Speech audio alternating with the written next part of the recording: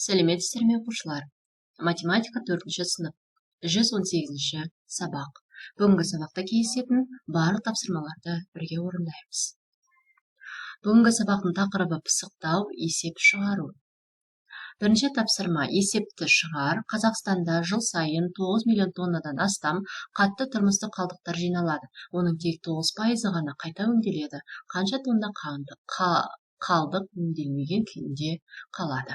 Ең алдымен шартын жазып аламыз, одан кейін 9 миллионды 100-ге бөліп, оны 9-ға көбейтеміз. Бізде 810 мың тонна өңделмейтін қалдық қалады. 9 миллионнан 810 мыңды азайтқан кезде 8 миллион 190 мың тонна қалады. Яғни 8 миллион 190 мың тонна қалдық өңделмеген күйінде қалады екен. Екінші тапсырма есептерді шығар. Екінші А.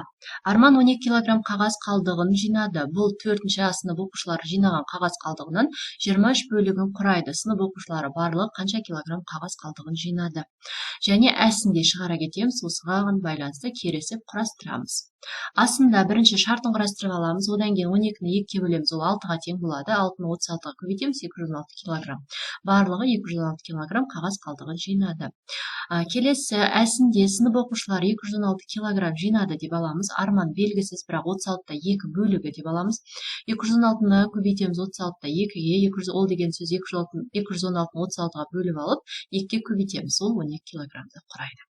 Арман 12 килограмм қағаз жинады. Үшінші тапсырма массаны килограммен өрнекте және әсін шығаратын боламыз. Бөлшектерді өсу ретімен орналастыр. 8-де 7 тонна тең болады. Ол деген сөз 1000-ды бөлеміз 8-ге 7-ге көбейтеміз. Бұл деген 125 көбейту 7-ге тең, яғни 875 килограммға тең болады. 25-те 4 тонна деп отырғанымыз, ол 160 килограммға тең. 10-да 3 тонна деп отырғанымыз 300 килограммға тең. 40-та 9 тонна деп отырғанымыз 225 килограммға тең. 8-де 6 тонна деп отырғанымыз 750 килограммға тең. 10 тонна деп отырғанымыз 100 килограммға тең. Яғни 10-да 1 тонна дегеніміз. Және 125-те 17 тонна, бұл 136 килограммға тең.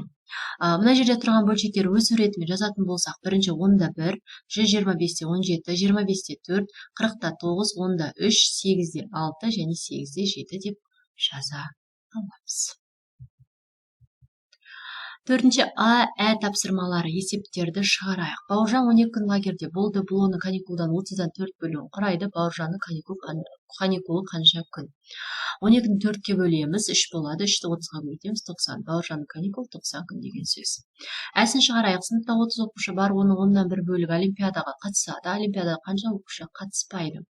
Шартын жазып аламыз. Одан кейін шешуінде 30-ды 10-ға бөлеміз, 3 болады. Қатыспайтындардың саны 30-дан 3-ті алып тастаймыз, 27-сі қатыспайды, 3-еуі ғана қатысады екен. Және бұсы бір бригадада 3574 бөлшек дайындау тапсырылды. Олар әр күні 35 бөлшектен жасады. 40 жұмыс күннен кейін тағы неше бөлшек жасау қажет болды. Шартын жазып аламыз. Одан кейін бірінші амал 40-ты 35-ке көбейтеміз. Ол 1400 болады. 40 күннің ішінде жасалған саны. Одан 3574-тен 1400 азайтамыз. 2174 бөлшек. Яғни 2174 бөлшек жасау қажет. Бесінші тапсырма есепте. 125-те 99 азайтылған жақша ішінде 25-те 15 қосылған, 25-те 36 қосылған, 25-те 9. Бұл 125-те 39-ға тең. 50-де 13 азайтылған жақша ішінде 50-де 22 азайтылған, 50-де 19. Бұл 50-де 10-ға тең. Келесі 99-да 47 қосылған, 99-да 25 азайтылған, 99-да 60, 99-да 12-ге тең. Келесі 700-де 365 қосылған, 700-де 102 азайтылған, 700-де 400 тең болады, 700-де 64. Алтыншы тапсырма есепті шығар. Бір жүрдек пойыз А қаласынан сағат 12:00-де шығып 220 км/сағат жылдамдықпен жүрді. Оған қарама-қарсы бағытта В қаласынан сағат 13:00-де екінші пойыз шығып 240 км жылдамдықпен жүрді. А және Б қалалар арасындағы темір жолдың ұзындығы 1140 км. С станциясында пойыздар сағат нешеде кездеседі? Сызбаны толықтырып отырып есепті шығар дейді. Бірінші есепті шығарып аламыз, одан кейін сызбаны толықтырамыз. Шартын жазып алғаннан кейін бірінші уақытты табу үшін 13-тен 12-ні азайтып аламыз, ол 1 сағат болады. Бірінші арақашық табу үшін бұл бірді тыға көбейтеміз. 220-ны бірге көбейтеміз, 220 километр жүріп өтті деген сөз. S2-ні табу үшін барлық S арақашықтықтан S1-ді азайтамыз. Яғни 1140-тан 220-ны азайтамыз, 920 километрге тең болады. В жақындау жылдамдығын табу үшін V1-ді V2-ге қосамыз. Яғни 220-ны 240-қа қосамыз, 460 км сағат. Енді уақытты табу үшін S2-ні V жақындау жылдамдығына бөлеміз, 920-ны 460-ға бөлеміз, 2 сағат. Келесі соңғы 6-шы уақыттың өзін табу үшін 13-ді 2-ге қосамыз, ол 15:00 береді. С станциясында пойыздар сағат 15:00-де кездеседі деген сөз. Яғни сызбаны толықтыратын болсақ, мына түрде болады екен. 7-ші тапсырма есепте. Бізде өрнектер берілген, ең алдымен өрнектердің орындалу ретін жазып аламыз. Бірінші жақшан үшін орындалады, оның ішінде бөлу, одан кейін кешіріңіздер, бірінші көбейту орындалады, одан кейін бөлу, одан кейін азайту етіп жақшан үшін орындалып аламыз. Одан кейін азайту амалы және бөлу, содан кейін азайту амалы орындалады. Яғни бұл жерде орындалу реті де баған түрінде төменде көрсетілген, бұл жерде бізде 154.899-ға тең.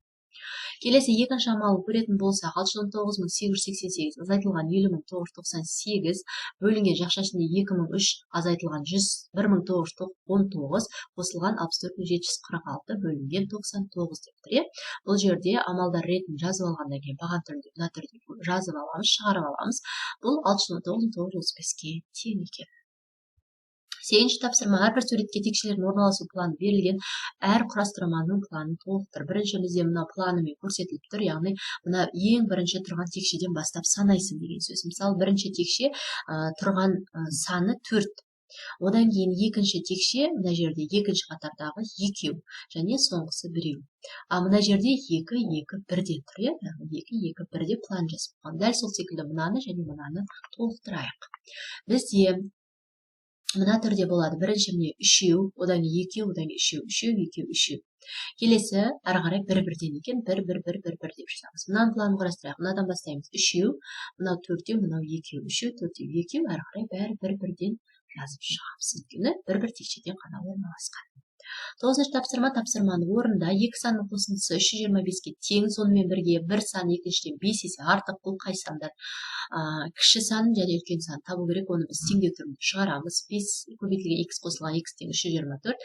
Мына екеуін көбейтіп аламыз, 6x болады, 324 тең 324, 24-ті 6-ға бөлеміз, 54. 54-ті 5-ке көбейтсек 270. Яғни кіші сан 54, үлкен саны 270-ке тең екен. Және соңғы үй тапсырмасы 10-шы тапсырма есепті шығар. Дүкенге 90 қауын әкелінді, оның 5-тен 2 бөлік сатылды, сатылмаған қанша қауын қалды дейді. Оны табу үшін 90-ды біз 5-ке бөліп 2-ке көбейтеміз, 36 қауын сатылды деген сөз. 90-нан 36-ны азайтамыз, 54 қауын. Бұл сатылмады, сатылмаған 54 қауын қалды деген сөз. Бүгінгі сабаққа қатысты барлық тапсырмаларды орындап шықтық. Келесі кездескенше сау болыңыздар.